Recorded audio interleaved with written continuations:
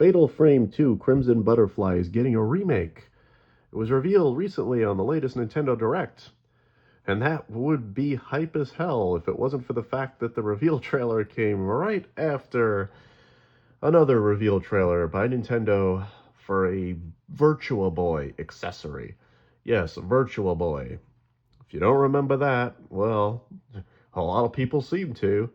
It's one of Nintendo's past failures, one of their only major failures. A very primitive take on VR, released back in the day, that everybody's losing their minds over because nostalgia, I guess. Virtua Boy. Everybody remembers frickin' Virtua Boy, but does anybody remember Fatal Frame 2 Crimson Butterfly? This PS2 masterpiece from the golden age of survival horror that I put right up there with the likes of Silent Hill 2 or Resident Evil 2 or any other legendary 2. No, nobody seems to remember this goddamn thing. Why? Because everybody slept on this series. Seriously, why is this franchise so slept on? Why have so many people not played Fatal Frame? It's good. It's really good. It's really, really good. You should play it if you haven't played it. I'm very hyped that it's getting a remake.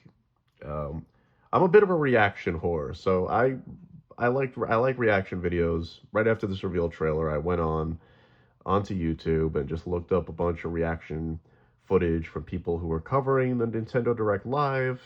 And unfortunately, it took me a very long time to find hyped reactions for this game because a lot of people either just don't remember Fatal Frame 2, never played a Fatal Frame game, or, just were too busy talking about the Virtua Boy to even notice the trailer that was going on at the time. But I digress. It looks hype as hell. It looks gorgeous. It looks beautiful. If you've never played or also don't know much about the Fatal Frame series, it's a really good survival horror series by Tecmo, now Koei Tecmo, that was released back in the early 2000s. The original game was Project Zero in Japan and released here as Fatal Frame. And it was set in a creepy mansion. You fight ghosts using a magical camera called the Camera Obscura. And what separated it from other survival horror games was that you had this camera, and whenever ghosts got really, really close to you, you had to let them get really close to take a powerful, damaging shot with the camera to destroy them. And it was a really unique combat system, really clever, really brilliant, very different from other horror games. You didn't have guns, you didn't have melee weapons, you just had that camera. So it made you feel kind of vulnerable, but it was also, if you got good at using it, you could kick some ghostly ass. It was a good game. The only problem I had with the original, to be honest, was the difficulty. Since your camera was all you had, and it basically served as a gun of sorts that you would use in a first-person view, you had ammo for it. Film. It was literally just called film. And you had to stock up on that and conserve that to deal with the ghost. But the problem with the original game is there was no fallback option if you ran out. So Fatal Frame 2, starting with 2, you had unlimited film that you could always use if you ran out of the more powerful film. So you could never get stun locked starting with the second game, which is part of the reason I like the second one so much more than the first one. In fact, I don't really recommend the first Fatal Frame because you don't need to play the first one to understand the second one anyway.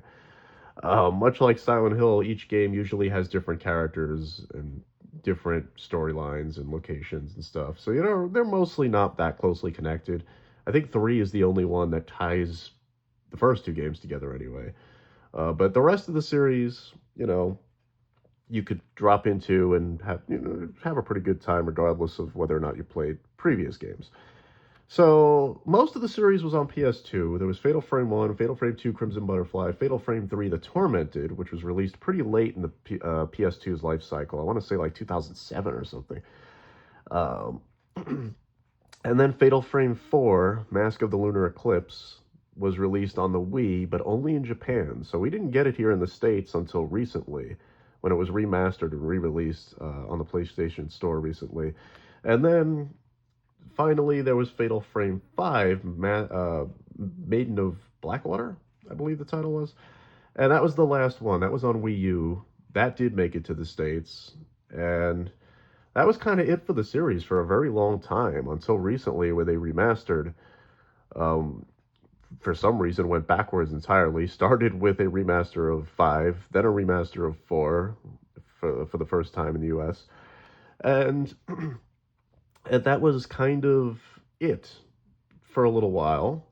And then all of a sudden, at this Nintendo Direct, we get news that Team Ninja at Koei Tecmo is remaking Crimson Butterfly, which again, for my money, is not only the best game in the Fatal Frame series, but probably one of the best horror games ever made. I put it up there with the best Silent Hills, the best Resident Evil. It's just an amazing freaking game.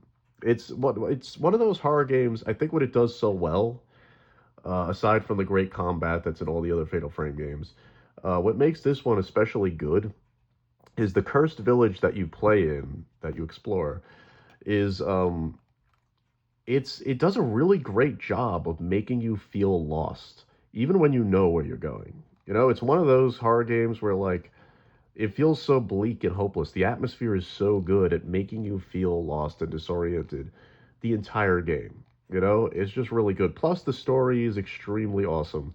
It's got a really tragic, haunting, creepy storyline with one of the best endings of any game I've ever played. It's just really freaking good. Fatal Frame 2 is just, it's a class act all the way through.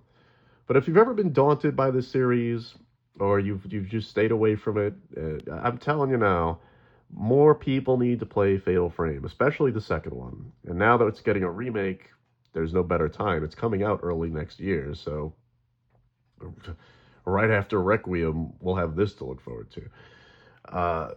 I'm very excited for it. And if you have slept on this series, just know it's still, you know, pretty basic survival horror stuff. You have exploration, you have puzzles to solve, keys to find. Again, the major thing that separates it from other horror games is the camera. But man, yeah, more people need to play these games. Hell, if you want to play a Fatal Frame game now in the lead up to this remake, uh, Fatal Frame Mask of the Lunar Eclipse and Fatal Frame Maiden of Blackwater are on PlayStation Store now, and probably everything else as well. So, I mean, check them out. Those games hold up pretty well. I don't think they're quite as good as 2, because 2 is still the best one, without question. But they're all pretty solid horror games. The only one, again, that I wouldn't recommend completely is the first one, because that one is really hard. Running out of ammo so easily and not being able to fall back on weaker, more unlimited camera ammo means that you can stun lock yourself so easily in the first game. I mean, it's beatable, make no mistake, but it's not my favorite one in the series. They're all pretty good games, but 2 is the best, and it's getting a goddamn remake. So yeah, I'm very pumped. I'm very hyped. More people should be hyped. Stop talking about frickin' Virtua Boy. This was one of the best things revealed at that Nintendo Direct, damn it. So, yeah. Fatal Frame 2 Crimson Butterfly. Check it out. And until next time, you get to burning and live for the passion.